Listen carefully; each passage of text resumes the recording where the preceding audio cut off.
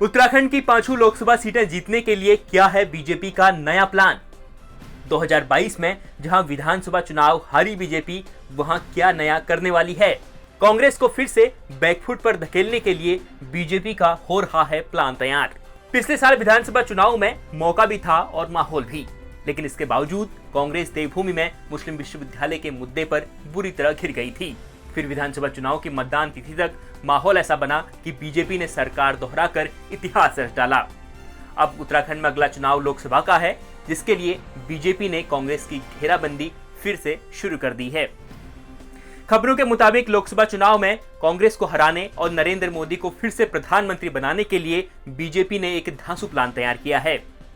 BJP इसके लिए विधानसभा चुनाव में हारी हुई सीटों पर फोकस करने वाली है।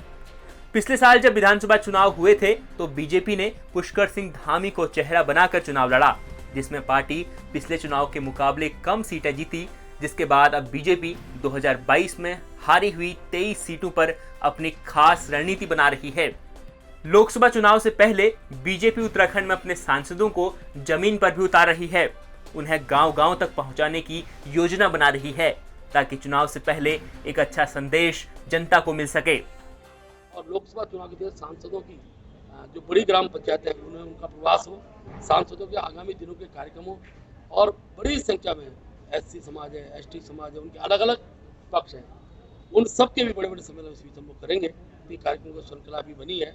इसके साथ साथ मंत्रियों के प्रवास अब ग्रामीण में हो, अटल चौपाल पुनः हम प्रारंभ करने वाले हैं और प्रदेश सरकार केंद्र सरकार उपलब्धियों को बूथ स्तर पर ले जाकर और रात्रि प्रवास करके प्रत्येक कार्यकर्ता बूथ को सतर्क करने का भी हम लोग काम। उत्तराखंड बनने के बाद से ही देखा गया है कि सांसदों की जनता तक पहुंच न के बराबर रही है, लेकिन बीजेपी चुनाव से 6-8 महीने पहले ही अपने सांसदों को जमीन पर उतारकर उन्हें जनता के बीच लाने का प्लान तैयार कर रही है। लोकसभा चुनाव में तीसरी बार उत्तराखंड की 5 सीटों पर सेंध लगाने के लिए बीजेपी के राष्ट्रीय संगठन मंत्री बीएल संतोष ने राज्य का दौरा भी किया है। उन्होंने रविवार को देहरादून में भाजपा की कोर कमेटी की बैठक ली, जिसमें चुनाव से पहले कई नए कार्यक्रम चलाए जाने को लेकर बात हुई है। भाजपा प्रदेश अध्यक्ष महेंद्र भट्ट के मुताबिक उत्तराखंड में 9 अगस्त से 15 अगस्त तक अमृत कलश यात्रा निकाली जाएगी। लोकसभा चुनाव से पहले राज्य में बीजेपी इसी साल तिरंगा यात्रा निकालेगी। मेरी माटी मेरा देश थीम के तहत प्रदेश भर में कार्यक्रम आयोजित किए जाएंगे। सभी सांसद चुनाव से पहले अपने अपने क्षेत्रों में रात्रि प्रवास करेंगे, ताकि जनता से दूरी मिट सके। राज्य में SC/ST सम्मेलन का भी आयोजन किया जाएगा। अटल चौपाल के जरिए केंद्र और राज्य सरकार की उपलब्धियां जनता को बताई जाएंगी। तो यह वह कार्यक्रम है जो लोकसभा से पहले बीजेपी उत्तराखंड में करने जा रही है। हालांकि भाजपा का मुकाबला करने के लिए कांग्रेस ने अंकिता हत्याकांड, अग्निवीर योजना जैसे मुद्दों पर मोदी सरकार को घेरना शुरू कर दिया है, लेकिन बीजेपी हर बार की तरह आखिरी दिनों में मौके पर चौका मारने की कोशिश कर रही है।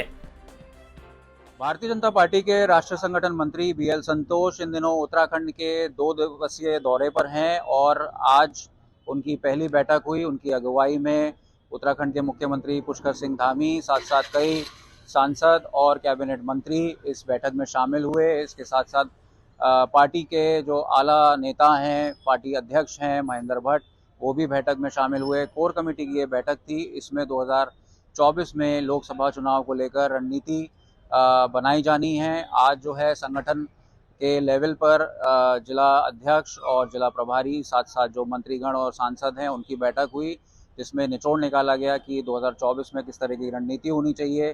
फीडबैक लिया गया सभी नेताओं से और किन किन मुद्दों पर चर्चा होनी है, इसको लेकर भी मंथन किया गया। वहीं 31 जुलाई को मीडिया प्रभारियों की बैठक हो रही है, जिसमें बीएल संतोष प्रदेश के सभी मीडिया प्रभारियों की बैठक लेंगे और मीडिया स्ट्रैटेजी तय की जाएगी।